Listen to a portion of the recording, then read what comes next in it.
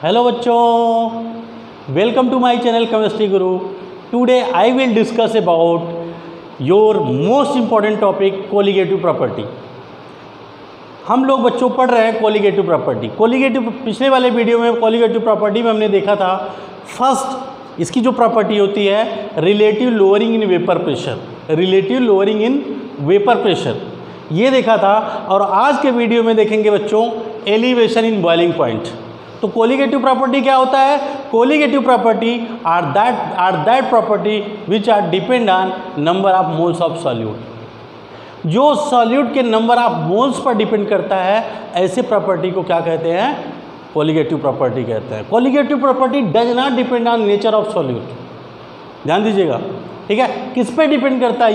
ये number of moles of solute पर depend करता है, ठीक है। तो उसी का है, देखो जब क्या होता है, आप वेपर प्रेशर तो जान ही रहे हो, तो एक सॉल्वेंट होता है एक सॉल्यूशन होता है। तो वेपर प्रेशर किसका ज़्यादा होता है? तो जब सॉल्वेंट का, जब प्योर सॉल्वेंट होता है इसमें वेपर ज़्यादा बनते हैं, तो इसका वेपर ज़्यादा बनने के कारण इसका वेपर प्रेशर क्या होगा? ज़्यादा होगा। और जो सॉल्यूशन होता है, जब हम सॉल्वेंट में क्या मिला देते हैं? नॉन वोलेटाइल सॉल्यूट मिलाते हैं, तो इसका वेपर प्रेशर क्या होता है? घट जाता है, इसका वेपर प्रेशर घट जाता है, ठीक है। तो सॉल्यूशन का वेपर प्रेशर कम होता है और सॉल्वेंट का वेपर प्रेशर क्या होता है? ज़्यादा होता है। तो ये लोअरिंग इन वेपर प्रेशर होता है। अब हम पढ़ेंगे एलिवेशन इन बॉइलिंग पॉइंट। इसमें क्या होता है, जब हमारा सॉल्वेंट होता है तो सॉल्वेंट का जो बॉइलिंग पॉइंट होता है, जो बॉइलिंग पॉइंट होता है उसमें अगर सॉल्वेंट में नॉन वोलेटाइल सॉल्यूट मिला देते हैं तो जो सॉल्यूशन बनता है उसका बॉइलिंग पॉइंट बढ़ जाता है, उसका बॉइलिंग पॉइंट बढ़ जाता है। इसी को क्या कहते हैं? Elevation in boiling point. तो बच्चों एलिवेशन इन बॉइलिंग पॉइंट समझने से पहले हमको ये जानना है कि एक बॉइलिंग पॉइंट क्या होता है, कि बॉइलिंग पॉइंट क्या होता है, ठीक है बच्चों। तो बॉइलिंग पॉइंट सबसे पहले समझेंगे व्हाट इज़ बॉइलिंग पॉइंट। तो बच्चों आप लोग जो 9th में जानते हो, boiling point are that temperature at which liquid change into vapour. तो वो चीज़ नहीं है, ठीक है, उससे थोड़ा स्टैंडर्ड लेवल का है ना। तो बॉइलिंग पॉइंट क्या होता है? Boiling point are that point या that temperature, boiling point are that temperature at which the vapour pressure of liquid, the vapour pressure of liquid is equal to 1 atmospheric pressure. 1 atmospheric, जैसे मान लो क्या है, हमारे पास कोई लिक्विड है और उसको हम टेम्परेचर दे रहे हैं तो उसमें वेपर बनेगा, वेपर बनेगा तो उसका वेपर प्रेशर होगा। तो जैसे जैसे उसको टेम्परेचर दे रहे हैं तो उसका वेपर प्रेशर क्या होगा? बढ़ता जाएगा। लेकिन एक बार एक ऐसा टेम्परेचर आएगा जिस टेम्परेचर पर उसका बॉइलिंग पॉइंट, उसका वेपर प्रेशर कितना हो जाएगा?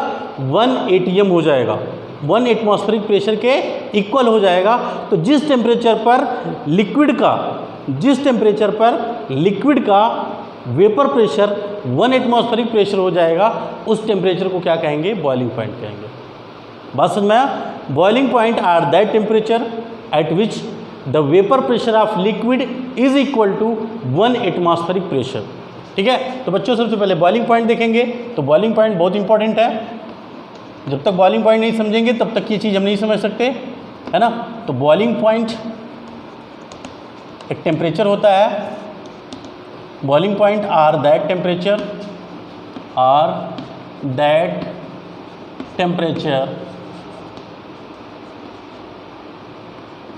at which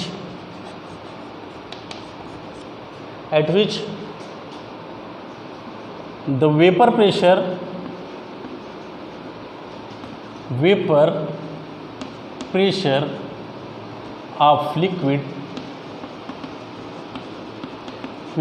of liquid is equal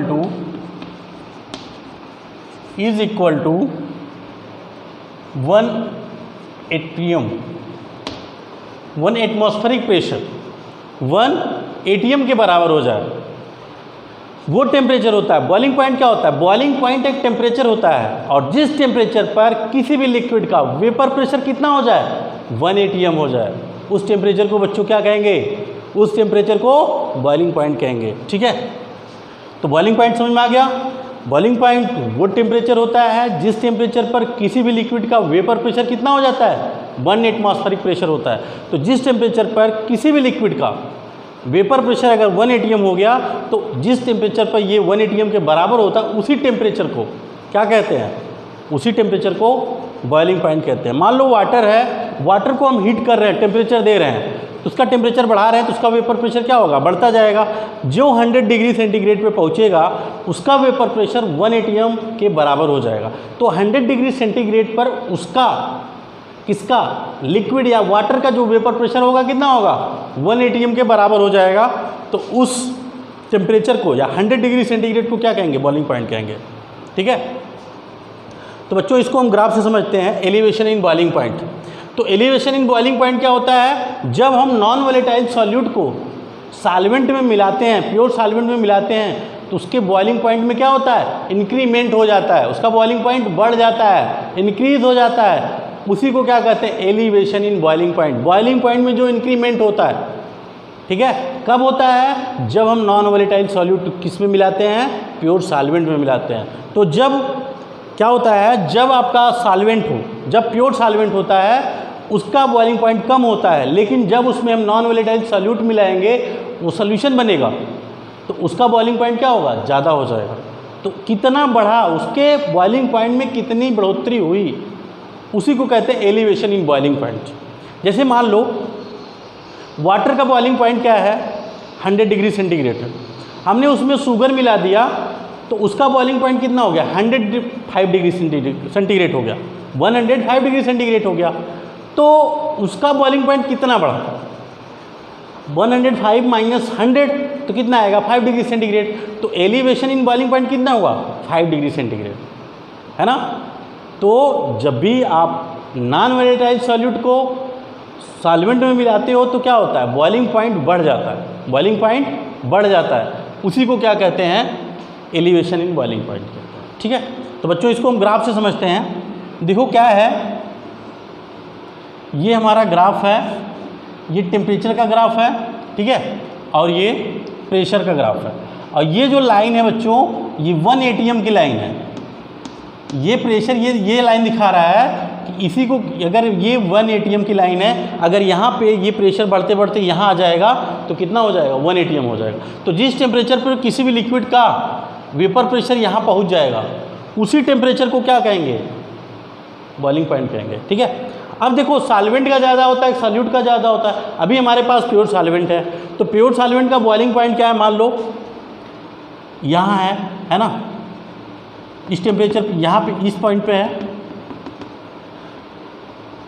तो बॉइलिंग पॉइंट इसका यहाँ पे है ना। तो इसको जब हम इसका टेम्परेचर बढ़ाते हैं तो ये धीरे धीरे क्या होता है, एक बढ़ता जाएगा, ये यहाँ पहुँच जाएगा, 1 atm के बराबर होगा। और कब बराबर हुआ, किस टेम्परेचर पर, तो ये देख लेते हैं, ये T0B, इसको क्या कहेंगे, T0B, क्योंकि ये हमारा सॉल्वेंट है, प्योर सॉल्वेंट। ये किसकी लाइन है, प्योर सॉल्वेंट की। देखो क्या हो रहा है, जैसे जैसे हम टेम्परेचर बढ़ा रहे हैं तो इसका बॉइलिंग, इसका वेपर प्रेशर क्या हो रहा है, बढ़ रहा है। जैसे जैसे टेम्परेचर बढ़ा रहा है इसका वेपर प्रेशर बढ़ जा रहा है। इस टेम्परेचर पर इसका वेपर प्रेशर कितना हो जा रहा है, 1 atm हो जा रहा है। तो इसी टेम्परेचर को क्या करेंगे, boiling point of pure solvent. T0B क्या है, boiling point of pure solvent, T0B। ठीक है, इसी टेम्परेचर पर इसका बॉइलिंग पॉइंट 1 atm के बराबर हो जाता है। अब बच्चों देखो, जब ये हमारा सॉल्वेंट है, इसमें हमने क्या किया, सॉल्यूट मिला दिया, तो इसी टेम्परेचर पर, इस टेम्परेचर पर, तो इसका वेपर प्रेशर क्या होगा, सॉरी, इसका बॉइलिंग पॉइंट क्या होगा, इसका बॉइलिंग पॉइंट देखना होगा। और इसी टेम्परेचर पे क्या होगा, इसका वेपर प्रेशर कम हो जाएगा, क्योंकि आप जानते हो जब आप सॉल्यूट को सॉल्वेंट में मिलाते हो, नॉन वोलेटाइल सॉल्यूट को सॉल्वेंट में मिलाते हो, तो उसका वेपर प्रेशर क्या होता है, कम हो जाता है। तो जैसे मान लो ये 25 डिग्री सेंटीग्रेड है, तो 25 डिग्री सेंटीग्रेड पर अगर सॉल्वेंट का वेपर प्रेशर यहाँ है, तो जो हमारा सोल्यूशन होगा इसका वेपर प्रेशर कम होगा ना, है ना। तो इसका वेपर प्रेशर कम होगा, तो यहाँ से क्या करेंगे, जब इसका टेम्परेचर बढ़ाएंगे, तो इसका टेम्परेचर बढ़ाएंगे तो ये बढ़ते बढ़ते कहाँ जाएगा, तो यहाँ जाके इस टेम्परेचर पर, मतलब यहाँ जाके ये 1 atm के बराबर होगा। और किस टेम्परेचर पर, इस टेम्परेचर पर। और इसी को क्या कहेंगे, इसी को कहेंगे boiling point of solution, TB, boiling point of solution. बात समझे कि नहीं, ये हमारा सॉल्वेंट है, सॉल्वेंट देखो इसी टेम्परेचर पर अगर हम देखेंगे वेपर प्रेशर सॉल्वेंट का ज़्यादा होगा, सोल्यूशन का ज़्यादा होगा, ऑब्वियसली सॉल्वेंट का ज़्यादा होगा, जो कि हमने पिछले में देख लिया था, है ना। तो सॉल्वेंट का वेपर प्रेशर यहाँ है, ये सोल्यूशन का है। और जब इसमें हमने क्या किया, सॉल्यूट मिला दिया तो इसका वेपर प्रेशर कम हो जाएगा। पहले इसका वेपर प्रेशर इतना था, जब हमने इसमें सॉल्यूट मिला दिया, नॉन वोलेटाइल सॉल्यूट मिला दिया, इसका वेपर प्रेशर सॉल्यूशन बन गया, तो इसका वेपर प्रेशर यहाँ आ गया। अब हम क्या कर रहे हैं, इसका प्रेशर कितना करना है, 1 atm के बराबर करना है, तो हम इसका टेम्परेचर बढ़ाते जा रहे हैं। तो इस टेम्परेचर पे जाके इसका वेपर प्रेशर कितना हो रहा है, 1 atm के बराबर हो रहा है, इस लाइन को कट कर रहा है। तो जिस टेम्परेचर पे इस लाइन को कट कर रहा है 1 atm की लाइन को, उसी को कहेंगे boiling point of solution, boiling point of solution. ठीक है, अब हम देखेंगे इसमें कितना इंक्रीमेंट हुआ, है ना, कितना चेंजिंग हुआ है टेम्परेचर में।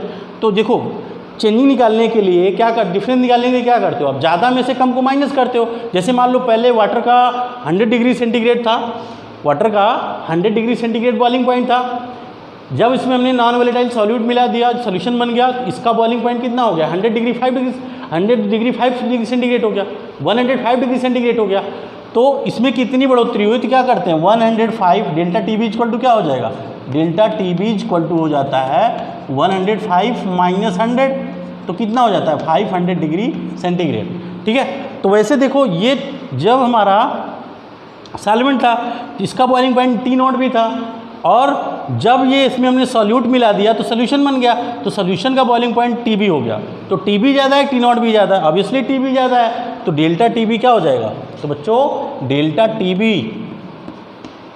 TB equal to TB minus T0B। समझ आई नहीं, क्योंकि TB का देखो जो सोल्यूशन का बॉइलिंग पॉइंट होता है ज़्यादा होता है, सोल्यूशन का बॉइलिंग पॉइंट ज़्यादा होता है, सॉल्वेंट का बॉइलिंग पॉइंट क्या होता है, कम होता है। तो जो हमारा प्योर सॉल्वेंट है उसको T0B से बॉइलिंग पॉइंट T0B क्या है, boiling point of pure solvent या प्योर कंपोनेंट, और ये क्या है बॉइलिंग पॉइंट ऑफ सोल्यूशन।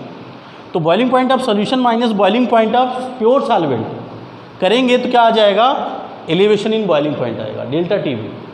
ठीक है, तो डेल्टा TB इक्वल टू क्या होता है बच्चों, TB minus T0B, TB minus T0B होता है डेल्टा TB इक्वल टू। बात समझ में आई, ग्राफ को समझा आपने, क्योंकि आप देखो ये सॉल्वेंट है, इसका वेपर प्रेशर ज़्यादा होगा, तो जब इसका वेपर प्रेशर ज़्यादा होगा इसको 1 atm करने के लिए थोड़ा सा टेम्परेचर देंगे 1 atm हो जाएगा, लेकिन इसका वेपर प्रेशर क्या होता है, कम होता है। कम इसलिए होता है क्योंकि नॉन वोलेटाइल सॉल्यूट मिला देते हैं, तो सॉल्यूट मिलाएंगे तो आप जानते हो कि if we added solute non volatile solute in pure solvent then its vapour pressure is decreases.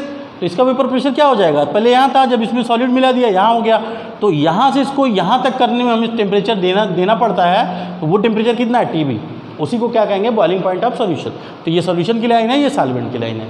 Clear हुआ, ग्राफ अगर आपको समझ में आ गया तो फिर तो आपको रटने की कोई ज़रूरत नहीं है। ठीक है, और मैं एक बात बता दूँ, आपको कोई भी टॉपिक नहीं रटना है, कॉन्सेप्ट को समझना है। जो टॉपिक आपको नहीं आता है, नहीं समझ आता, प्लीज़ कमेंट बॉक्स में ज़रूर आप लिख के हमको भेज सकते हैं, उसको हम फिर से रिपीट करेंगे। ठीक है, तो अब कितनी बढ़ोतरी हुई उसी को हम क्या कहते हैं, कितना इंक्रीमेंट हुआ उसी को कहते हैं एलिवेशन इन बॉइलिंग पॉइंट। तो क्या करेंगे, ज़्यादा में से कम को माइनस करेंगे तो इंक्रीमेंट आ जाएगा delta TB equal to TB minus T0B। ठीक है, इतना समझ में आया। अब देखो बच्चों, यहाँ पे आपको ये क्लियर होना चाहिए, TB क्या है, TB है boiling point of solution, T0B क्या है, boiling point of pure solution. ठीक है, अब देखो डेल्टा TB को क्या किया गया, इसको कंसंट्रेशन के टर्म में और उस कंसंट्रेशन के टर्म में लिया गया जो टेम्परेचर इंडिपेंडेंट हो, जो टेम्परेचर इंडिपेंडेंट हो। तो टेम्परेचर इंडिपेंडेंट क्या होता है, मोलैलिटी होता है, मोलैलिटी होता है। तो बच्चों टेम्परेचर इंडिपेंडेंट मोलैलिटी होता है, क्योंकि इसमें वॉल्यूम नहीं होता है, और जिस कंसंट्रेशन टर्म में वॉल्यूम नहीं प्रेजेंट होता वो टेम्परेचर इंडिपेंडेंट होता है, और जिसमें प्रेजेंट होता है वो टेम्परेचर डिपेंडेंट होता है। जैसे मोलैलिटी टेम्परेचर डिपेंडेंट है, इंडिपेंडेंट है, तो मोलैलिटी क्या होता है, number of moles of solute upon volume of solution in litre. तो आप देख रहे हो यहाँ पे वॉल्यूम आ रहा है, तो ये टेम्परेचर डिपेंडेंट होगा। और मोलैलिटी क्या होता है, mass of solvent, sorry number of moles of solute, molality equal to क्या होता है, number of moles of solute upon mass of solvent in kg। तो यहाँ पे देखो कहीं भी वॉल्यूम नहीं आ रहा है, तो ये टेम्परेचर इंडिपेंडेंट है। तो इसको, ये जो आपका एलिवेशन इन बॉइलिंग पॉइंट है, इसको किसके प्रोपोर्शनल इन्होंने लिया, इसको delta TB is proportional to molality. और मोलैलिटी इक्वल टू क्या होता है बच्चों? मोलैलिटी इक्वल टू होता है number of moles of solute upon mass of solvent in KG. तो अगर हम सॉल्यूट का नंबर ऑफ मोल्स N2 मान लेते हैं, सॉल्यूट का नंबर ऑफ मोल्स क्या मान लें, तो ये प्रोपोर्शनट आएंगे, कांस्टेंट लगेगा, constant delta TB is equal to K B M. M क्या है? मोलैलिटी है। के बी क्या है? कांस्टेंट है, जिसको मोलर एलिवेशन कांस्टेंट कहते हैं। क्या कहते हैं? मोलर एलिवेशन कांस्टेंट, के बी।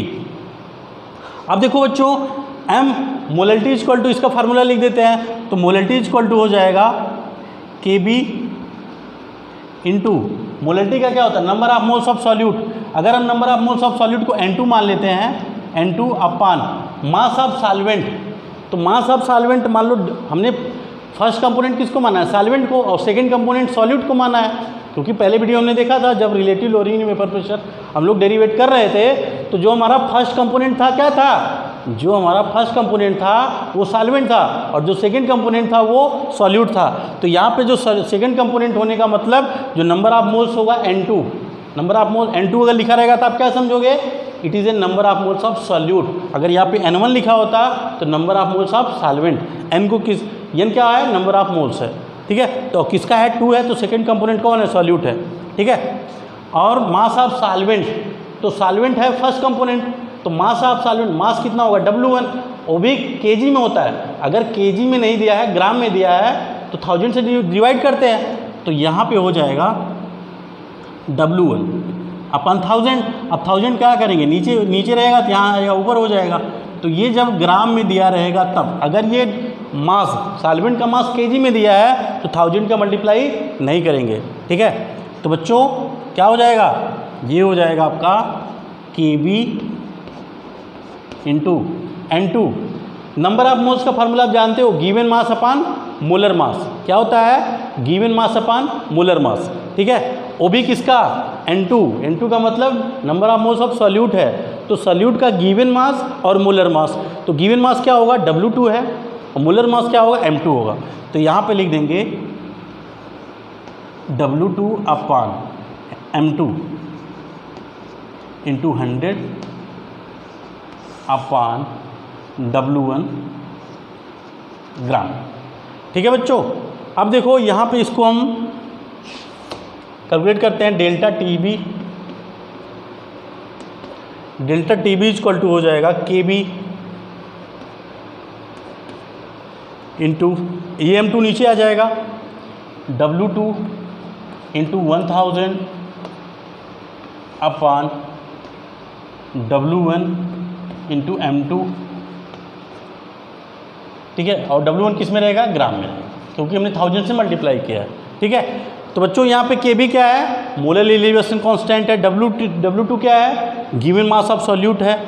W1 क्या है? गिवन मास ऑफ सॉल्वेंट है, वो भी ग्राम में। और M2 क्या है? Mass of solvent in KG, molar mass of solvent in sorry molar mass of M2 क्या है? Molar mass of solute. ये गिवन मास ऑफ सॉल्यूट है, M2 क्या है? मोलर मास ऑफ सॉल्यूट, ठीक है। और ये क्या है? गिवन मास ऑफ सॉल्वेंट, है ना। तो ये हमारा डेल्टा टीबी, इस फार्मूले से हम क्या निकालेंगे? इस फार्मूले से बच्चों हम क्या निकालेंगे? Elevation in boiling point. तो डेल्टा टीबी ये फार्मूला है, इसके बेस पे आप न्यूमेरिकल सॉल्व कर सकते हैं, ठीक है। तो समझ में आया? तो यहाँ पे डेल्टा टीबी इक्वल टू क्या होगा? TB minus T not be. Delta TB को हम किसके प्रोपोर्शनल दिखाते हैं? मोलैलिटी के, क्योंकि ये टेम्परेचर इंडिपेंडेंट होता है। यहाँ पे प्रोपोर्शनट आएंगे, कांस्टेंट लगाएंगे, K B into molality. Molality equal to हम जानते हैं क्या होता है? Given mass of, molality equal to क्या होता है? Number moles of solute upon mass of solvent in KG. तो number of moles of K B है, number of moles of solute को हमने N2 मान लिया है, mass of solvent in KG. तो सॉल्वेंट का मास कितना हमने? W1 लिया है, वो भी ग्राम में दिया है। तो ग्राम में दिया रहेगा, क्या करेंगे? 1000 से मल्टीप्लाई कर देंगे, ठीक है।